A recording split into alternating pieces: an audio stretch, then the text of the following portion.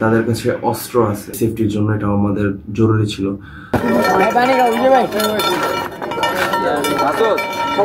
দেশের অবস্থাটা একটু ঠান্ডা হোক, ততদিন আমরা একটু সতর্ক থাকি। আসসালামু আলাইকুম, it's Arfanik here and welcome to this channel. তো গাইস, আজকের ভিডিওটা মূলত আমাদের দুই কার্যক্রম নিয়ে, সেখানে অনেক বেশি জরুরি, আমরা সবাই মনোযোগ দিয়ে এটা শুনি। তো কিছুদিন ধরেই আমি শুনছিলাম যে মোহাম্মদপুর, উত্তরা এসব এলাকায় ডাকাতি চলছে এবং দোকান ভাঙচুর, এরকম বাসা ভাঙচুর, বাসায় ঢুকে ডাকাতি, এরকম অনেক কাজ চলছে বাংলাদেশে। তো মোহাম্মদপুর, উত্তরা এরকম জায়গাগুলো হয়েছে। তো এটা নিয়ে আমি অনেক বেশি ভাবছিলাম। তো গতকালকে রাতে 12টার সময় আমি ফার্স্ট শুনি যে মিরপুর 10 ফলপট্টির এখানে ডাকাতি হচ্ছে। কিছুক্ষণ পর আমার এক ফ্রেন্ড ইসিবি থাকে, আমার মামা ইসিবি থাকে, তখন আমার ফ্রেন্ডটা বললো যে ইসিবিতেও নাকি ডাকাত ঢুকছে, অনেক ডাকাত ঢুকছে, অ্যান্ড তাদের কাছে অস্ত্র আছে। অ্যান্ড এটার পর আমি বুঝলাম যে না, ডাকাতি হচ্ছে, আসলে অনেক জায়গায় ডাকাতি হচ্ছে। তো ইসিবিতে ঢুকার পরে ইসিবির লোকজন ডাকাত ঘেরাও করার জন্য নিজেরা নেমে পড়ে। এরপরে হচ্ছে গিয়ে সেনাবাহিনীকে কল দেয়, সেনাবাহিনীর হটলাইন নাম্বারগুলোতে ফোন দিয়ে সেনাবাহিনী আসে, সেনাবাহিনী ডাকাতগুলোকে ধরে। তো ডাকাতগুলোকে ধরা হলো।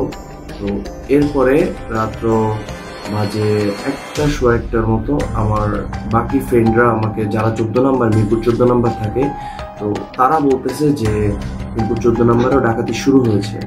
অ্যান্ড সবাই টের পেয়েছে ডাকাতির কথা, অ্যান্ড মসজিদে মাইকিং করছে যে ডাকাতি হচ্ছে, আমাদের এলাকায় ডাকাত ঢুকেছে, সবাই সাবধানে থাকি, সবাই সতর্ক থাকি। তো এটার পরে আমার ফ্রেন্ডরা আমাকে এটা বললো। কিছুক্ষণ পর আমার আরেকটা ফ্রেন্ড 1 নম্বর বিল্ডিং, সেখানে আমার কয়েকটা ফ্রেন্ড থেকে, তারা বললো যে সেখানেও ডাকাতি হচ্ছে। তার কিছুক্ষণ পরে, মিরপুর 14 কিছুক্ষণ পর, তো তার ওইখানেও ডাকাতি হচ্ছে। তো ডাকাত ঢুকেছে, এটা মাইকিংও করেছে, অ্যান্ড অনেক লোক একসাথে তারা দেখেছিল। তার কিছুক্ষণ পর আমি জানতাম যে যেহেতু আগাচ্ছে, এক এক করে সব দিকেই হচ্ছে, তো আমাদের এদিকে হওয়াটা অস্বাভাবিক কিছু না, তাই আমি প্রিপেয়ার ছিলাম আগে থেকেই। তো রাত্র 2:30 পৌনে 3টা বাজে, আমি সজাগ। তো হঠাৎ করে আমি আমার ফ্রেন্ডদেরকে এটাও বলছিলাম যে আমাদের এলাকায় ডাকাত করলে একটা সুবিধা আছে, সেটা হচ্ছে কি আমাদের এলাকায় অনেক কুকুর, তো ডাকাত ঢুকি তারাই আগে চিল্লাবে। অ্যান্ড আমি এটা বলার কিছুক্ষণ পরেই, যখন আমি শুয়েছিলাম, তখন আমি কুকুরের চিল্লানো শুনতে পাই। আমার মনে খটকা লাগে, কিরে ভাই, আমি কিছুক্ষণ আগে বললাম এই কথা, কুকুরের চিল্লানো শুরু করে দিল। তো কুকুরদের চিল্লানো শুনে আমি জানলা দিয়ে বাইরে তাকানোর পর কিছু আওয়াজ শুনি, মানুষের চিল্লানোর কিছু আওয়াজ শোনার পরে আমি তাও শিওর হইনি যে কি হচ্ছে, কারণ অনেকে আছে না রাত জেগে থেকে, তারা চিনতেই পারে। কিছুক্ষণ পর আমি শুনি যে মসজিদে মাইকিং হচ্ছে, যেটা নর্মালি সব এলাকায় হয়ে আসছে। ফার্স্টে ডাকাত ঢোকার পর চিল্লাপাল্লা হয়, এরপরে হচ্ছে যে মসজিদে মাইকিং করে। তো আমাদের ক্ষেত্রে সেম হয়েছে। অ্যান্ড যখন মসজিদে মাইকিং করছে, তখন আমি শিওর যে না, ডাকাত ঢুকছে। অ্যান্ড আমি আমার আব্বুদের সাথে ঘুম থেকে উঠাই, আমার পুরো ফ্যামিলি ঘুম থেকে উঠে যায়। তারপরে আমার আব্বু নিচে নামলো, আমিও নিচে নামলাম, আমরা সবাই কিছু লাঠি সোটা নিয়ে নিচে নেমেছি। অনেক মানুষ, অনেক এলাকার সব মানুষই বলতে গেলে প্রায় নেমে গেছে।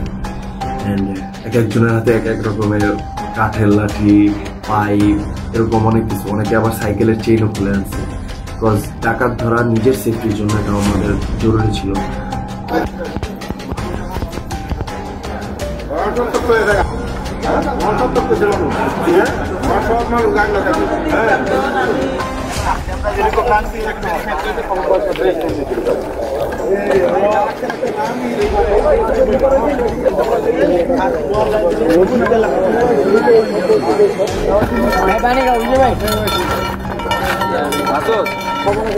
তো কিছুক্ষণ পর অনেকক্ষণ আমরা নিচে দাঁড়িয়েছিলাম। কিছুক্ষণ পর হচ্ছে গিয়ে সেনাবাহিনীর লোক আসে।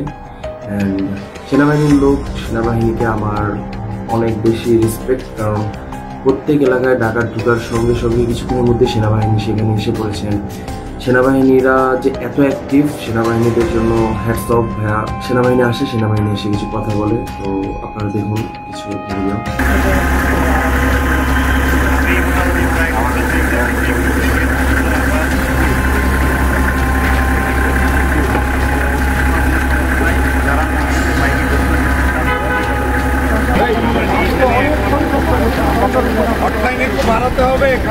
বেশি ফোন যাচ্ছে, মানে ই করা যাচ্ছে না, রিস করা যাচ্ছে না। আবার পরে আরেকটু যাচ্ছে, আমার নাম্বার নিয়ে বাসায় চলে যান, মানে গ্রুপে কাম দিয়ে যান, আপনার এলাকা থাকে।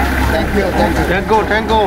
তো এরকম হচ্ছে, অনেক জায়গায় হয়েছে, মোহাম্মদপুরে তো গতকালকে হয়েছে, তার আগের দিন হয়েছে, এরকম অনেক জায়গায় হচ্ছে। তো আমরা সবাই সতর্ক থাকি, নিজের জায়গা থেকে সতর্ক থাকবো আমরা। বিশেষ করে কিছুদিন মানে আপাতত দেশের অবস্থাটা একটু ঠান্ডা হোক, ততদিন আমরা একটু সতর্ক থাকি। তো আমরা নিজেদের খেয়াল নিজেরা রাখি, এলাকার সবাই মিলে আমরা নেমে পড়ি রাস্তায়।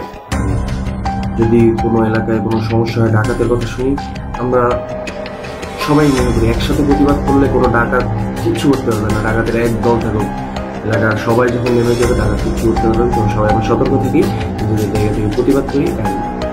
আবারও বলছি, আমরা সবাই ঢাকার থেকে সতর্ক থাকি, নিজেরা সতর্ক থাকি, নিজেদের জায়গা থেকে চরম প্রতিবাদ করি। ঢাকা থাকলে এলাকার সবাই নেমে পড়ি, এলাকার 1 জন 2 জন 10 জন 20 জন হোক, এলাকার সবার কাছে ঢাকার হার মানবে। আমরা নিজেদের সেফ রাখি এবং দেশটাকে আমরা সুন্দর রাখি। তো